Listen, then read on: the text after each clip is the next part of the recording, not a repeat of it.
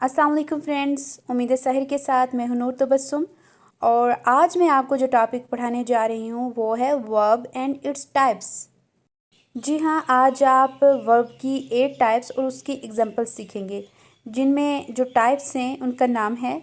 First is here regular verb, second is irregular verb, third linking verb, fourth transitive verb, fifth intransitive verb, sixth finite verb and seven infinitive verb and eighth helping verb. Students के point याद रखिएगा कि infinite verb को non finite verb भी कहते हैं। और आज आप इन सब की एक्सप्लेनेशन और जितने भी इसकी एग्जांपल्स हैं बारी बारी सीखेंगे। यहाँ पे दो दो जोड़े हैं, जैसे regular verb, irregular verb, linking verb and helping verb, transitive verb and intransitive verb and finite verb and non finite verb. इस तरह कपल की फॉर्म में ये आपको बहुत अच्छे से समझ आएंगे। आइए सबसे पहले देखते हैं कि यहाँ पे वर्ब है, उसकी वर्ब की डेफिनेशन क्या है, वर्ब किसे कहते हैं। सबसे पहले आपको उर्दू में बताती चलूँ तो वर्ब का मतलब फेल होता है, और जिसका मतलब होता है कि किसी काम का करना, होना या सहना। ठीक है, इन तीनों हालतों को क्या कहते हैं, वर्ब कहते हैं। ठीक है, तो यहाँ इंग्लिश में हम अगर वर्ब की डेफिनेशन देखें तो यहाँ पे है कि a verb is a word that shows action और स्टेट ऑफ बीइंग। जी हाँ, अब यहाँ पर मैं आपको बताऊंगी कि एक्शन क्या होता है और स्टेट ऑफ बीइंग जो है वो क्या होता है। ठीक है, तो अब देखिए कि सबसे पहले एक्शन से हमें पता चलता है कि हम अगर कोई चीज़ खाते हैं, पीते हैं, उठते हैं, बैठते हैं, तो ये हम लोगों के एक्शंस हैं, तो ये क्या हो जाएंगे, एक्शंस हो जाएंगे। तो अब यहाँ स्टेट ऑफ बीइंग किसको बोलते हैं, ये किसी भी हालत को बोलते हैं। कोई भी अगर हालत हो तो उसको क्या बोलते हैं, स्टेट ऑफ बीइंग बोलते हैं। जिसमें आप कह सकते हैं कि स्टेट ऑफ बीइंग में सबसे बेस्ट एग्जांपल 5 सेंसेस आ सकते हैं, जिसमें हम सुनते हैं, देखते हैं या टच करते हैं, तो ये चीज़ें किस में आती हैं, हालत में आती हैं, तो इसको क्या कहते हैं, स्टेट ऑफ बीइंग कहते हैं। अभी मैं आपको मज़ीद एग्जांपल से बताऊंगी कि एक्शंस किस तरह से होते हैं। तो पहले सबसे पहले हम एक्शन को देख लेते हैं कि एक्शन क्या है, फिर हम देखेंगे स्टेट ऑफ बीइंग क्या है। तो अब देखें कि यहाँ पे एक्शंस किस तरह से हैं। तो एक्शन वर्ब्स एक्सप्रेस फिजिकल और मेंटल एक्शन। ये किसको एक्सप्रेस करते हैं, ये फिजिकली भी एक्शंस को शो कर सकते हैं, और क्या कर सकते हैं, ये मेंटली एक्शंस को भी शो कर सकते हैं। जैसे कि यहाँ पे देखें कि एक्शंस में हम क्या कर रहे हैं, ये ड्रीमिंग यहाँ पे है, ये एक्शन है, ये एक्शन भी है और ये एक स्टेट भी है। ये एक्शन किस तरह से है, स्टेट कैसे है, ये मैं आपको अभी क्लियर करवाती हूँ।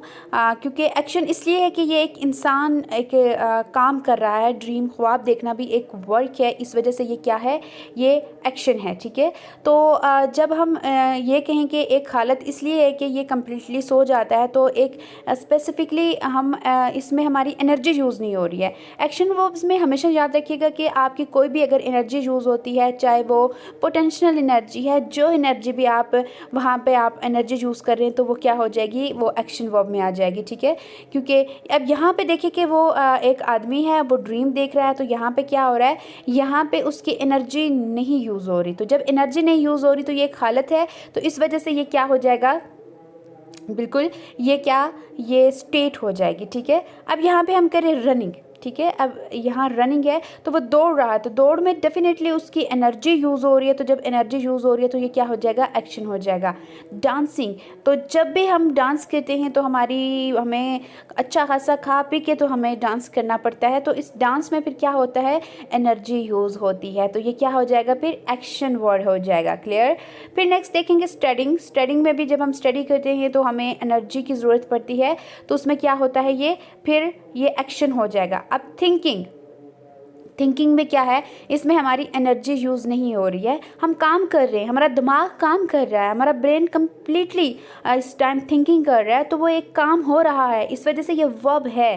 लेकिन कौन सा वर्ब है, स्टेट ऑफ बीइंग है, इसमें ये एक हालत है, एक्शन नहीं है। ठीक है, अब यहाँ पे है वोटिंग। ठीक है, तो वोटिंग क्या हो जाएगा, इसमें जो पर्सन्स हैं वो चल के जाते हैं, जाके वोट डालते हैं, तो इसमें एनर्जी यूज़ हो रही है, तो ये क्या हो जाएगा, ये एक्शन वर्ब हो जाएगा। क्लियर। उम्मीद है कि आपको अब तक समझ आ गया होगा कि स्टेट ऑफ बीइंग क्या होता है और एक्शन जो कि वर्ड जो होता है वो क्या होता है। तो ये क्लियरली आपको समझ आ गई है। तो अब एक मज़ीद एक नेक्स्ट जो एक एग्जांपल है मैं आपको मज़ीद बता लेती हूँ कि वो है जैसे कि यहाँ पे है the batter is hitting the game winning home run. ठीक है, तो यहाँ पे क्या कर रहा है, ये जो क्या कर रहा है, बैटर है तो वो क्या कर रहा है, हिटिंग कर रहा है। ठीक है, तो जब ये हिटिंग कर रहा है तो उसमें वहाँ पे उसका क्या हो रहा है, हिटिंग में उसकी एनर्जी यूज़ हो रही है। तो ये कौन सा हो जाएगा, अब आप किस करके मुझे बताएंगे, आप बताएंगे क्योंकि मैं आपको बता चुकी हूँ। तो अब इसमें आप तब तक गस करके मुझे कमेंट में बताएं कि ये हिटिंग है तो ये कौन सा वर्ब है, ये एक्शन वर्ब है या स्टेट ऑफ बीइंग है। दूसरी तरफ नीचे एग्जांपल है कि the batter is thinking about winning the game. यहाँ थिंकिंग, तो थिंकिंग क्या है यहाँ पे, ये एक्शन है या स्टेट ऑफ बीइंग है। तो अगर आपको पता है तो आप मुझे कमेंट में बताएं तब तक। ठीक है, तो अब मैं आपको बताऊं तो यहाँ पे हीटिंग है, यहाँ पे एनर्जी यूज़ हो रही है, एनर्जी यूज़ हो रही है तो ये क्या हो गया है, ये एक्शन हो गया है। यहाँ पे मैं आपको इसलिए कंसेप्ट्स के थ्रू, एग्जांपल्स के थ्रू आपको मैं बता रही हूँ। तो बिल्कुल यहाँ पे आपने रटा नहीं लगाना कि एक्शन वर्ड्स क्या हैं और स्टेट ऑफ बीइंग्स क्या हैं। तो यहाँ पे आपने समझ जाना है कि जहाँ पे भी एनर्जी यूज़ हो रही है वो क्या हो जाएगा, वो एक्शन वर्ड हो जाएगा। तो ये जहाँ पे एनर्जी नहीं यूज़ हो रही, सिर्फ एक काम हो रहा है लेकिन एनर्जी नहीं यूज़ हो रही, तो वो क्या हो जाएगा, स्टेट ऑफ बीइंग हो जाएगा। तो उम्मीद है कि आपको अब तक वर्ब की डेफिनेशन अच्छे से समझ आ गई है कि ये एक्शन वर्ड क्या होता है वर्ब में और स्टेट ऑफ बीइंग क्या होता है। सो एक बार मैं फिर से रिपीट कर लेती हूँ कि what is the verb. First definition of the verb is that a verb is a word that shows in action, and another definition is here, a verb is a word that shows a state of being, or you can say that you can combine both of the definition and then you can say that a verb is the word that shows action or a state of being. So it is called verb, it is called verb. Clear? State of being की यहाँ पे मैं आपको मज़ीद examples दूँ तो मैं पीछे भी आपको बता चुकी थी कि 5 सेंसेस आप माइंड में रखिएगा कि 5 सेंसेस जो हैं तो किसको शो करते हैं, ये आपकी स्टेट ऑफ बीइंग को, किसी भी हालत को शो करते हैं। जैसे कि यहाँ पे एग्जांपल है कि द म्यूज़िक साउंड्स लाउड। तो यहाँ पे साउंड क्या करते हैं, हम सुनते हैं। तो जब हम सुनते हैं तो हम काम कर रहे हैं, ठीक है, जो म्यूज़िक हम सुन रहे हैं वो काम कर रहे हैं, लेकिन क्या है, ये एक हालत हो गई है तो इसको क्या कहेंगे, स्टेट ऑफ बीइंग कहेंगे। ठीक है, नेक्स्ट यहाँ पे है सीम्स, कि हम देखते हैं तो हम काम कर रहे हैं लेकिन हमारी एनर्जी नहीं यूज़ हो रही, तो एनर्जी नहीं यूज़ हो रही तो फिर ये कौन सा हो जाएगा, स्टेट ऑफ बीइंग हो जाएगा। यहाँ पे है द फ्लावर स्मेल्स फ्रेगनेंट। तो यहाँ हमारा नोज़ वर्क कर रहा है, ठीक है, लेकिन क्या हो रहा है, हमारी एनर्जी नहीं यूज़ हो रही है, तो ये क्या हो जाएगा, स्टेट ऑफ बीइंग हो जाएगा। यहाँ पे है टेस्ट। तो यहाँ पे टेस्ट कर रहे हैं, हमारी टंग काम कर रही है, हमारी एनर्जी नहीं वेस्ट हो रही, तो ये क्या हो जाएगा, स्टेट ऑफ बीइंग हो जाएगा। यहाँ पे the girl scout feels sad because no plants are growing at campus green lake. तो यहाँ पे फील्स हम महसूस कर रहे हैं, ठीक है, ये काम हो रहा है, हम हाँ काम कर रहे हैं, लेकिन क्या हो रहा है, एनर्जी नहीं यूज़ हो रही है। तो जब एनर्जी नहीं यूज़ हो रही है तो ये क्या हो जाएगा, फील्स, ये वर्ब तो हो जाएगा लेकिन कौन सा वर्ब हो जाएगा, एक्शन वर्ड हो जाएगा या स्टेट ऑफ बीइंग हो जाएगा। तो ये क्या हो जाएगा, स्टेट ऑफ बीइंग हो जाएगा। क्लियर? अब तक आप लोगों ने सीख लिया कि ये एक्शन वर्ब्स क्या होते हैं, ठीक है।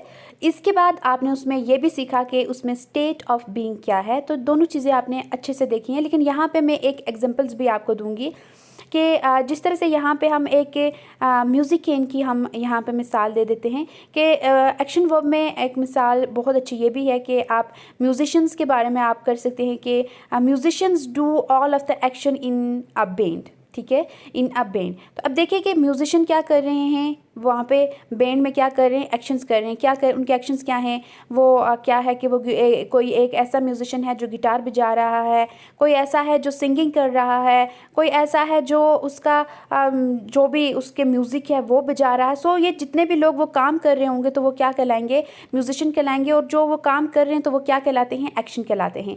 इसी तरह से action verbs do the action in sentence, के एक्शन वर्ब्स में क्या होता है कि हर सेंटेंस में वहाँ पे क्या शो हो रहा होता है, एक्शन शो हो रहा होता है, ठीक है।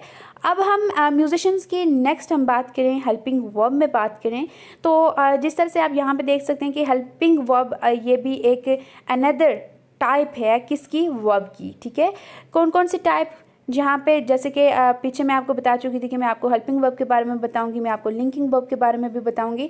तो अब हम यहाँ मैं सबसे पहले एग्जांपल के थ्रू आपको बता रही हूँ कि हेल्पिंग वर्ब किस तरह से इस वर्ब में हेल्प करते हैं। तो जिस तरह से मिसाल के तौर पर यहाँ पे एक इंस्ट्रूमेंट है वो हेल्प करता है म्यूजिशियंस की क्या करने के लिए, म्यूज़िक क्रिएट करने में। तो बिल्कुल इसी तरीके से यहाँ पे जो हेल्पिंग वर्ब्स हैं वो हेल्प करते हैं मेन वर्ब में क्या करने के लिए, एक सेंटेंस को बनाने में। आपको समझ आ गई है ये एग्जांपल के इंस्ट्रूमेंट्स जिस तरह से म्यूज़िक बनाने में हेल्प करते हैं एक म्यूजिशियन के लिए, तो उसी तरीके से यहाँ पे जो यहाँ नीचे आप कह सकते हैं कि जो हेल्पिंग वर्ब हैं तो वो क्या करते हैं, एक सेंटेंस बनाने में क्या करते हैं, उनकी हेल्प करते हैं। मैं आगे डिटेल्स में आपको बताऊंगी कि इनमें हेल्पिंग वर्ब कौन कौन से होते हैं। अभी जस्ट एग्जांपल के थ्रू बता रही हूँ कि हेल्पिंग वर्ब का यहाँ पे रोल क्या है। अब हम लिंकिंग वर्ब की जानिब जाएं तो लिंकिंग वर्ब क्या होते हैं, ये काफ़ी मिलते जुलते होते हैं हेल्पिंग वर्ब और लिंकिंग वर्ब। इस वजह से ये स्टूडेंट्स को अक्सर क्या करते हैं, कंफ्यूज भी करते हैं। लेकिन आज मैं आपकी हर तरह की कन्फ्यूजन को दूर कर दूंगी। लेकिन यहाँ पे एग्जांपल पहले देख लें कि यहाँ पे लिंकिंग वर्ब का क्या काम है। जी हाँ, अब जैसे कि म्यूजिशियंस जैसे कि गिटार यूज़ करते हैं, डिफरेंट इंस्ट्रूमेंट्स यूज़ करते हैं, तो बिल्कुल इसी तरीके से यहाँ पे म्यूजिशियंस यहाँ पे स्पीकर का भी इस्तेमाल करते हैं। तो जैसे कि यहाँ पे आप देख सकते हैं कि जो यहाँ पे है कि speaker links the music to the listener.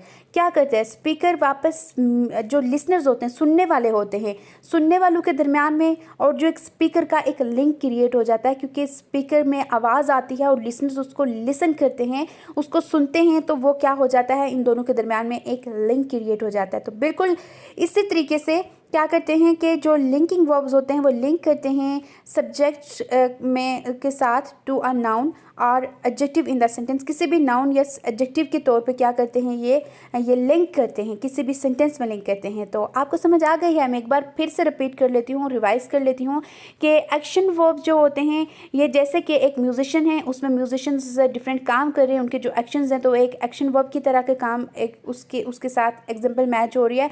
Helping verb में जिस तरह से कि एक गिटार जो कि एक इंस्ट्रूमेंट है जो हेल्प करता है उनकी म्यूज़िक क्रिएट करने में, तो बिल्कुल इसी तरह से हेल्पिंग वर्ब जो हैं तो एक सेंटेंस क्रिएट करने में उनकी हेल्प करते हैं। इसी तरीके से जो लिंकिंग वर्ब है, लिंकिंग वर्ब क्या करते हैं, जिस तरह से एक स्पीकर और लिसनर के दरमियान में एक लिंक क्रिएट होता है म्यूज़िक का, तो इसी तरीके से लिंकिंग वर्ब्स भी क्या करते हैं, एक जो लिंक क्रिएट करते हैं किसी भी नाउन के दरमियान में एज एन एडजेक्टिव के तौर पे, एक सब्जेक्ट का और एक सेंटेंस के दरमियान में एक लिंक क्रिएट करते हैं, तो उसको क्या कहते हैं, यहाँ पे लिंकिंग वर्ब कहते हैं।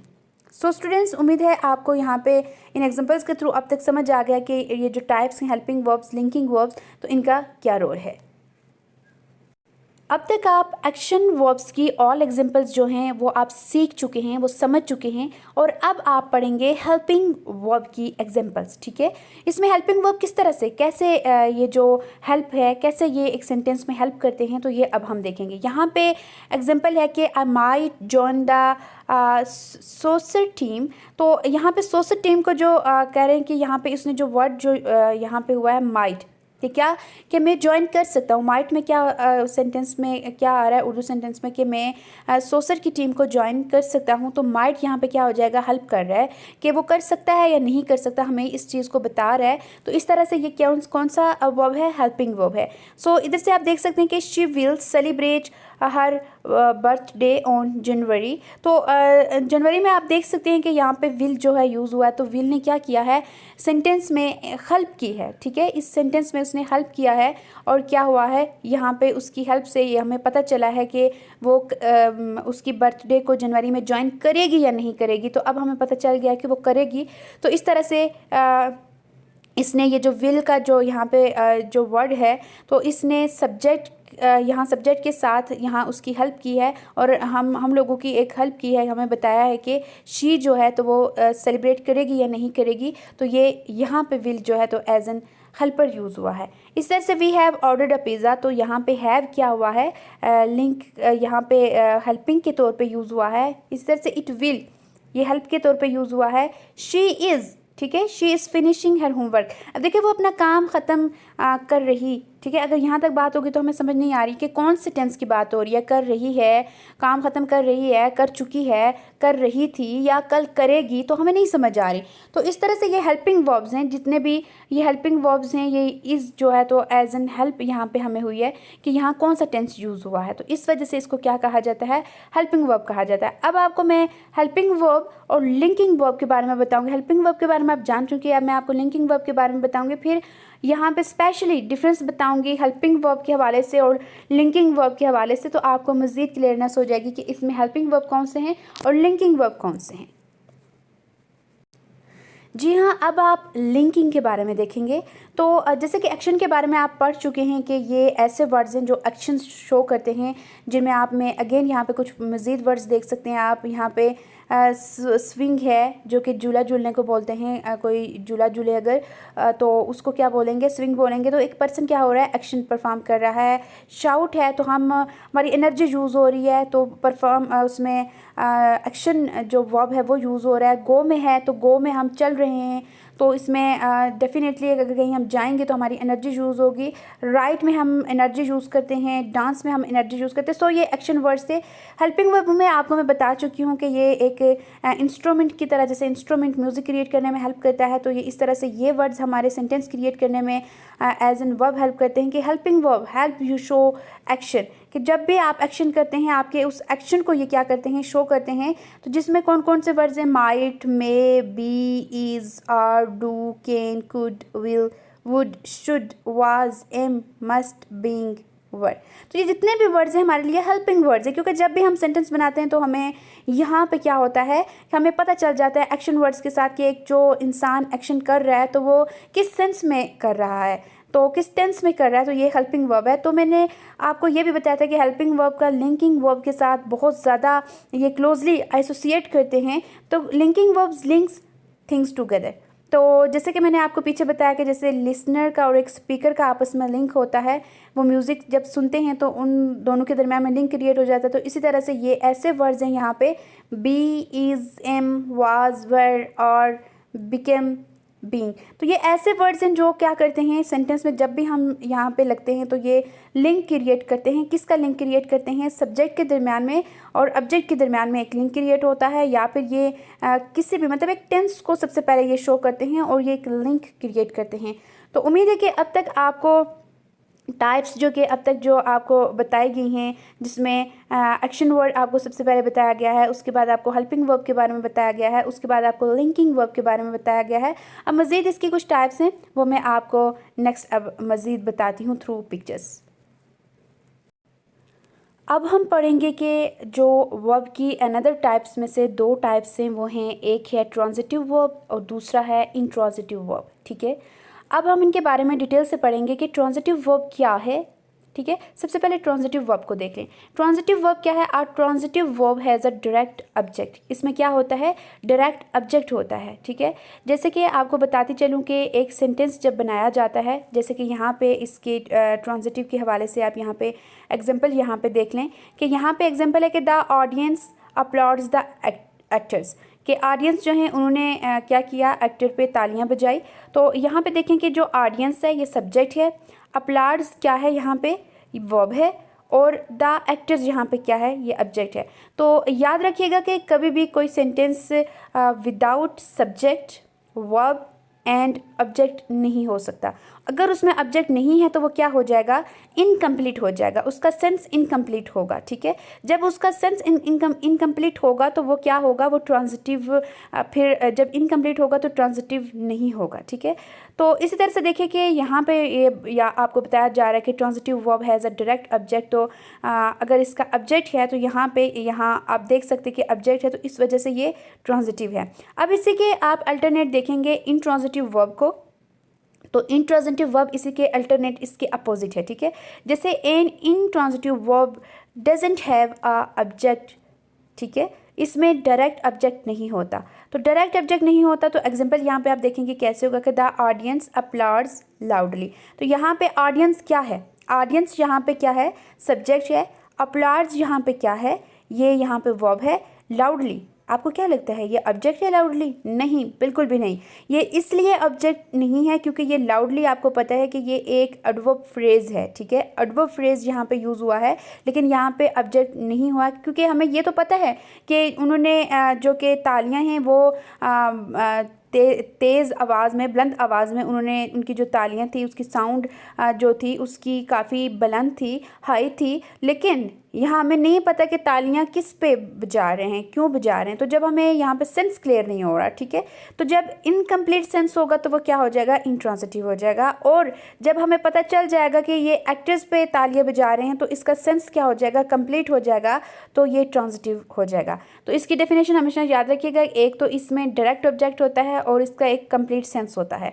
तो इसमें क्या होता है? डायरेक्ट ऑब्जेक्ट नहीं होता है और जो इसका जो सेंस होता है वो इनकम्प्लीट होता है। अब हम इस समतल का एक एक्सरसाइज सॉल्व करेंगे। मुझे उम्मीद है कि आप मज़ीद डिफरेंट एग्जांपल से वहाँ पे आप ट्रांजिटिव एंड इंट्रांजिटिव को मज़ीद बहुत अच्छे तरीके से वहाँ आप समझ जाएंगे। तो चलिए आगे बढ़ते हैं।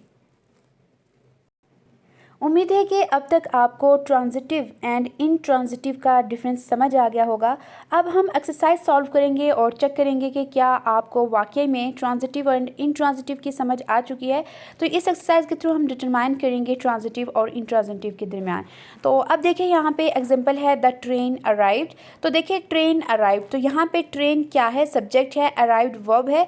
लेकिन जैसे कि आपको पता है कि यहाँ पे ऑब्जेक्ट यहाँ पे यूज़ नहीं हुआ है, तो जब ऑब्जेक्ट यूज़ नहीं हुआ तो ये कौन सा हो जाएगा? अब हम यहाँ पे सिलेक्ट करेंगे।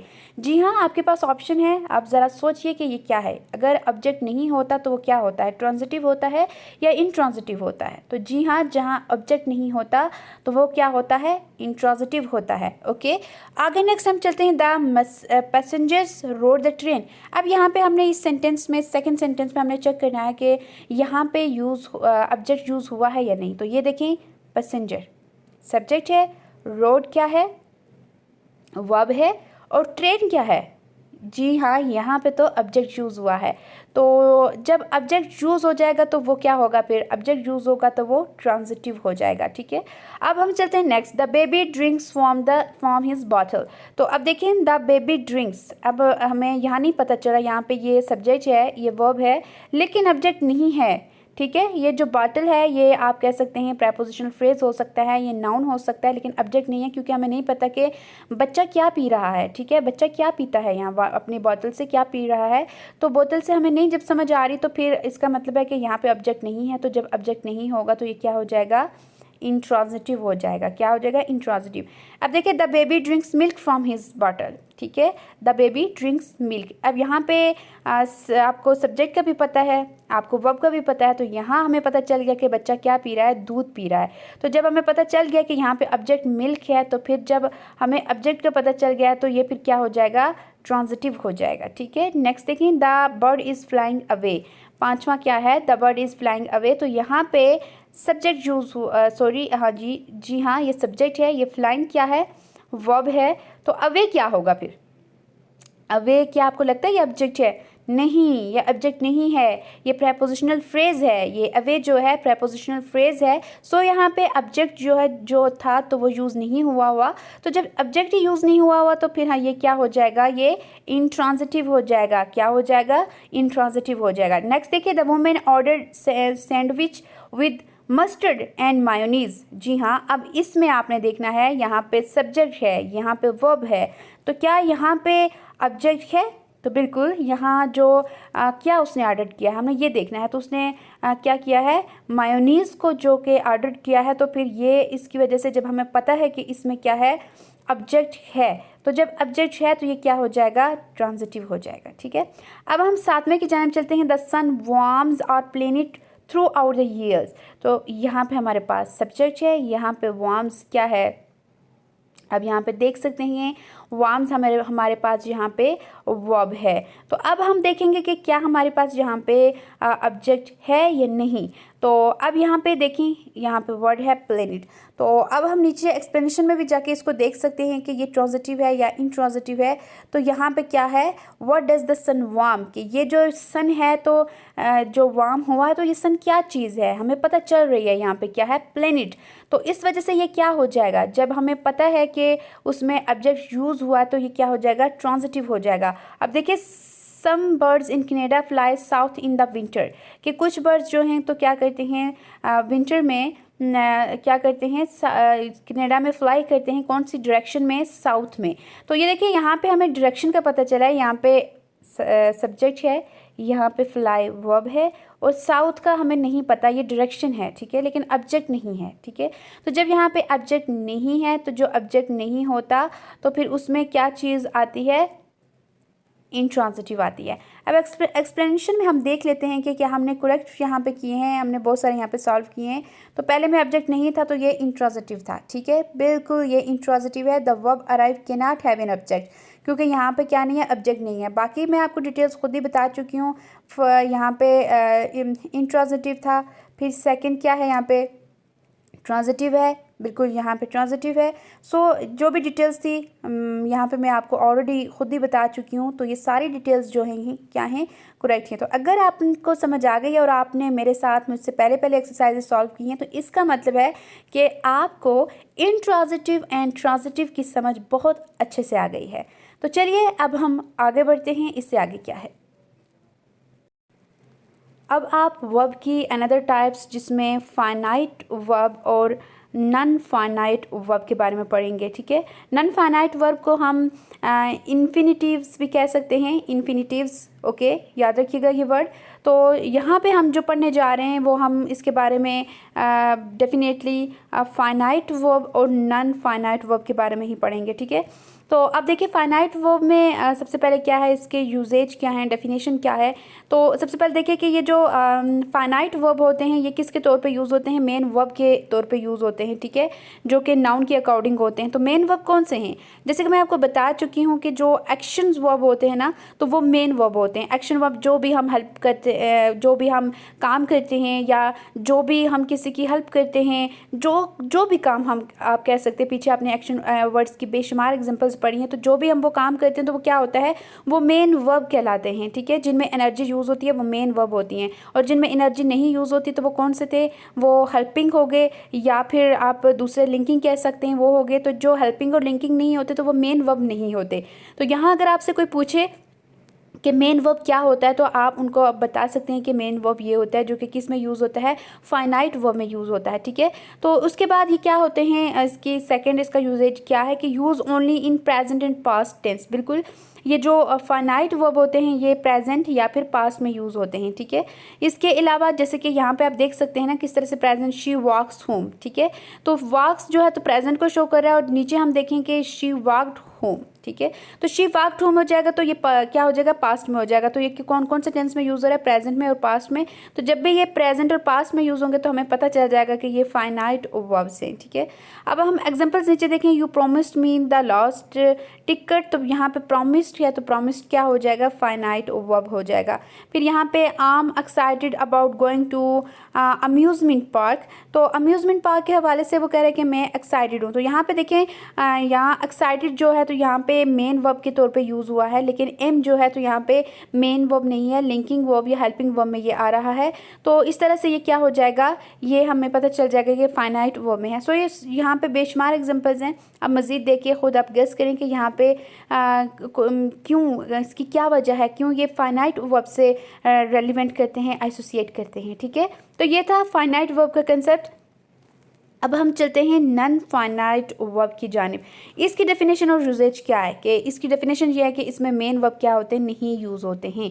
डेफिनेटली जब मेन वर्ब नहीं यूज़ होंगे तो तभी वो ये नॉन फाइनाइट वर्ब बन सकेगी, ठीक है। तो इसमें क्या होता है कि ये इंडिकेट नहीं करता है किसी भी टेंस, मूड या जेंडर को नहीं करता है, ठीक है। तो और क्या होता है इसमें कि ये यूज़ किसके तौर पर यूज़ होता है, ये नाउन, एडवर्ब और एडजेक्टिव के तौर पर ये यूज़ होता है, ठीक है। फिर क्या है कि आगे आप मज़ीद आप इसको इसको अगर करें, और ये भी याद रखिएगा कि नॉन फाइनाइट वर्ब में हमेशा क्या होता है, सिंपली डिपेंडेंट क्लॉज होता है, जो कि किसके तौर पे यूज़ होता है, नॉन फाइनाइट वर्ब के तौर पे यूज़ होता है। तो इसकी 3 आगे टाइप्स याद रखिएगा।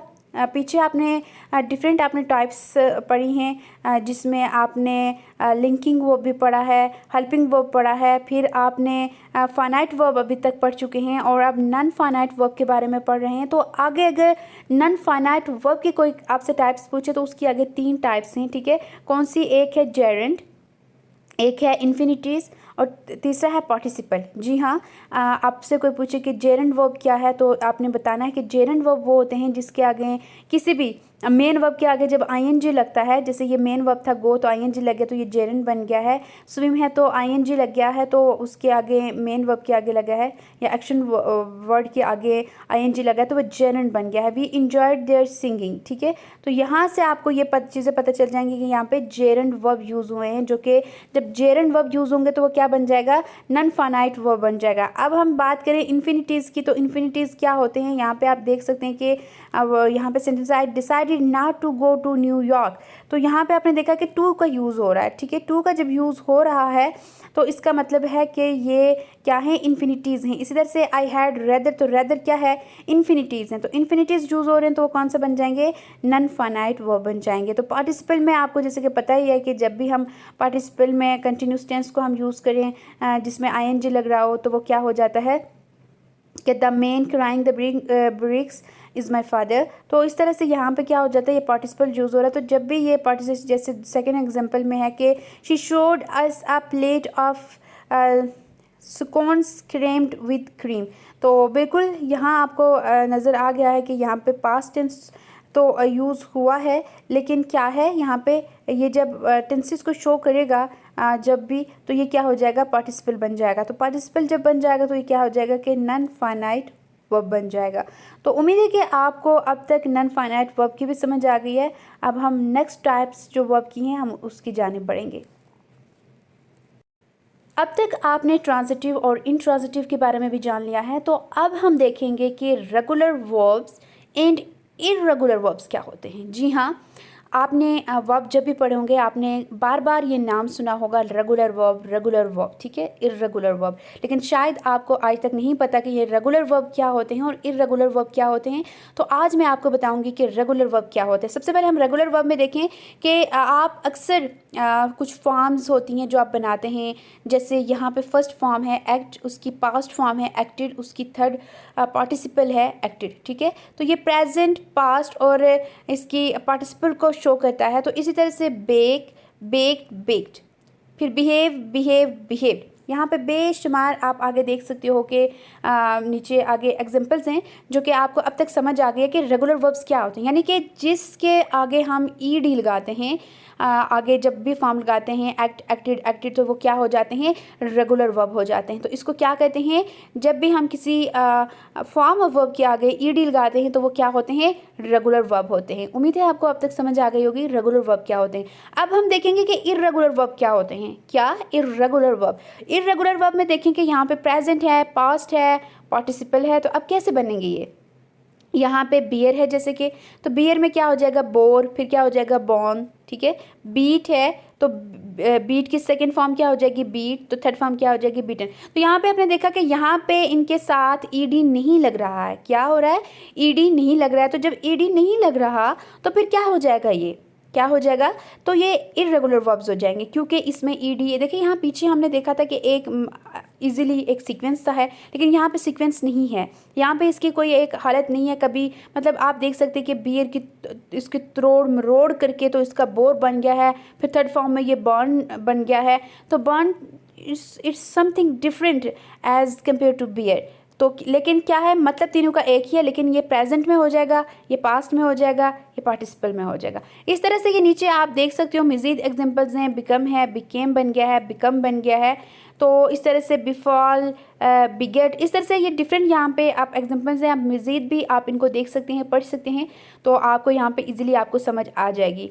तो उम्मीद है स्टूडेंट्स आपको आज की जो टाइप्स हैं आपको समझ आ गई होंगी। मैं एक दफ़ा फिर से रिवाइज़ कर लेती हूँ कि कौन कौन सी यहाँ पे टाइप्स जो हैं वो यूज़ हुई हैं। इन टाइप्स में सबसे पहले आपने क्या पढ़ा है? सबसे पहले आपने वर्ब पढ़ा है। वर्ब में आपने एक्शन वर्ब के बारे में पढ़ा है। एक्शन वर्ब के बाद आपने स्टेट ऑफ बीइंग के बारे में पढ़ा है। उसके बाद आपने टाइप्स ऑफ वर्ब पढ़ी हैं। टाइप्स ऑफ वर्ब में आपने कौन कौन सी फॉर्म ऑफ कौन कौन सी टाइप्स पढ़ी हैं, उनमें आपने पढ़ा है। जैसे कि अभी भी आप सामने स्क्रीन पे देख सकते हैं, आपने रेगुलर वर्ब पढ़ा है, इर्रेगुलर वर्ब पढ़ा है, इसके अलावा ट्रांजिटिव वर्ब पढ़ा है, इंट्रांजिटिव पढ़ा है, उसके बाद हेल्पिंग वर्ब पढ़ा है, उसके बाद लिंकिंग वर्ब पढ़ा है। तो इस तरह से ये जितनी भी जो टाइप्स थी, तो ये वर्ब की टाइप्स हैं और उम्मीद है आपको समझ आ गई होगी। और अभी भी अगर आपको कहीं पे कन्फ्यूजन है तो आप मुझे थ्रू कमेंट बता सकते हैं। इसी के साथ इजाज़त दीजिए। पार्ट ऑफ स्पीच के किसी और पार्ट के साथ किसी और दिन फिर से हाजिर होंगी। तब तक इजाज़त दीजिए। अल्लाह हाफिज़।